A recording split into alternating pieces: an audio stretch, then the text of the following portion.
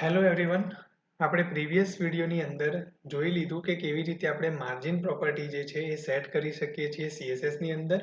અને મેં એક્સપ્લેન કર્યું હતું કે માર્જિન પ્રોપર્ટી જે છે તમારા HTMLના જે એલિમેન્ટ્સ છે એમની વચ્ચેનું સ્પેસિંગ છે એના માટે યુઝ થાય છે. ઓલરાઈટ મિત્રો, તો આપણે આજે પેડિંગ પ્રોપર્ટી જોવાની છે. ઠીક છે, તો આપણે એ જોઈશું અને માર્જિન પેડિંગ વચ્ચે શું ડિફરન્સ છે એ પણ હું તમને આજે ક્લિયર કરાવીશ. ઓકે, સો સ્વાગત છે તમારું મારી યુટ્યુબ ચેનલની અંદર જેનું નામ છે પ્રોગ્રામિંગ વિથ મિહિર. અને આજનો આપણો ટોપિક રહેશે પેડિંગ અને difference between margin and padding. જે લોકો ફર્સ્ટ ટાઈમ આ વિડીયો જોવા આવી રહ્યા છે એ લોકો પ્રીવિયસ વિડીયો જોઈ શકે છે સીએસએસ ટ્યુટોરિયલના. જે સીએસએસની સિરીઝ આપણી સ્ટાર્ટ થઈ છે એના વિડીયોઝ તમે જોઈ શકો છો અને સબસ્ક્રાઇબ કરી શકો છો જેથી તમને લેટેસ્ટ વિડીયોની અપડેટ મળતી રહે. ઠીક છે, સ્ટાર્ટ કરીએ હવે પેડિંગ પ્રોપર્ટી વિશે.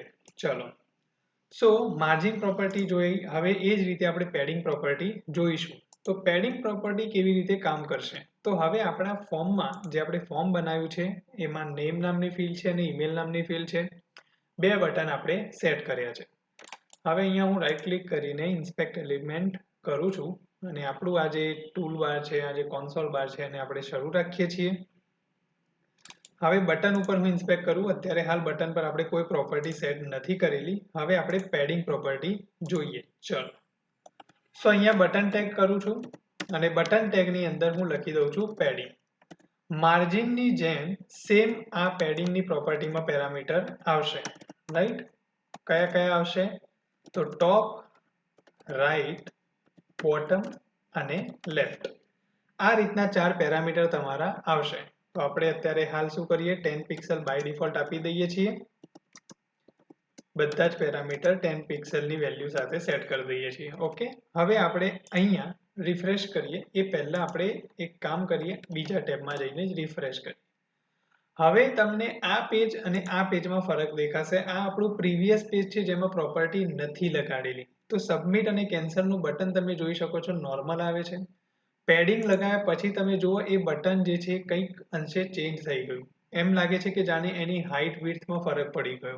ઠીક છે, સો હવે તમને બતાવું અહીંયા રાઈટ ક્લિક કરીને કે શું ફેર પડે છે પેડિંગ કરવાથી, એટલે તમને ખ્યાલ આવશે. ચલો, તો હું સબમિટ બટનનું એક્ઝામ્પલ લઉં છું.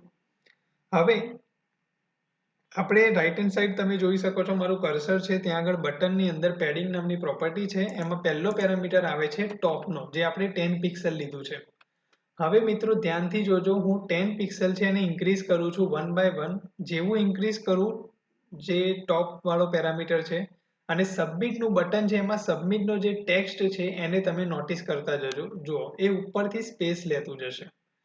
કેન્સલ અને સબમિટનું બંને કન્ટેન્ટ જુઓ આવી રીતે લેતા જશે. કેમ? કારણ કે મેં બટન ટેગ ઉપર પેડિંગ આપ્યું છે, એટલે બંનેના ટેગ તો બટન જ છે, એટલે બંને ઉપર એપ્લાય થશે. હવે સેકન્ડ, હું રાઈટ હેન્ડ સાઈડના પેરામીટરને ચેન્જ કરું છું. તો જો રાઈટ હેન્ડ સાઈડથી સ્પેસિંગ લે છે. સેમ, હું બોટમને ચેન્જ કરું છું તો બોટમથી સ્પેસ લે છે. ઠીક છે, અને લેફ્ટ હેન્ડ સાઈડ કરું છું તો લેફ્ટ હેન્ડ સાઈડથી સ્પેસ લેવાનું સ્ટાર્ટ કરે છે. સો પેડિંગથી શું થઈ રહ્યું છે એ તમને સમજાવું. પેડિંગ જે છે તમારા જે પણ એલિમેન્ટ છે એની અંદરનો જે કન્ટેન્ટ છે એને સ્પેસિંગ કરશે, મતલબ કે એને એડજસ્ટ કરે છે તમારા એલિમેન્ટના પ્રમાણ. તમારો જે પર્ટિક્યુલર, જેમ કે બટન છે તો બટનની અંદર મેં સબમિટ લખ્યું છે, તો સબમિટ એ કન્ટેન્ટ થયો કોનો? બટનનો. તો બસ એ સબમિટ જે છે એ બટનના જે એલિમેન્ટ છે, બટન જે છે એમાં સ્પેસિંગ એને એડજસ્ટ કરશે એના પ્રમાણે. મતલબ બટનની અંદર જે કન્ટેન્ટ છે એ એડજસ્ટ થઈ રહ્યો છે, સ્પેસિંગ લઈ રહ્યો છે ટોપ, બોટમ, લેફ્ટ અને રાઈટથી. ઠીક છે, એવી રીતે આપણે ઇન્ડિવિડ્યુઅલ પ્રોપર્ટી પણ સેટ કરી શકીએ છીએ પેડિંગમાં માર્જિનની જેમ. તો અહીંયા હું પેડિંગ રાઈટ પણ કરી શકું છું ખાલી. તો આ ખાલી રાઈટ હેન્ડ સાઈડ માટે કામ કરશે. રાઈટ, એવી જ રીતે હું અહીંયા પેડિંગ લેફ્ટ પણ આપી શકું છું, જે લેફ્ટ સાઈડથી કામ કરશે. જેમ કે હું લેફ્ટ સાઈડ 25 પિક્સલ આપું છું. પછી અહીંયા હું પેડિંગ બોટમ આપી શકું છું અને આ પેડિંગ બોટમમાં હું 5 પિક્સલ આપું છું. પછી અહીંયા જઉં છું અને પેડિંગ ટોપ આપી દઉં છું. હવે ટોપમાં હું ખાલી માની લો કે 2 પિક્સલ જ આપું છું. આપણું જે આ ફર્સ્ટ પ્રોપર્ટી છે એને હું બંધ કરી દઉં છું અત્યારે હાલ. જે 4 પેરામીટર આપણે લખ્યા હતા એને ક્લોઝ કરી દઈએ છીએ, રિફ્રેશ કરીએ.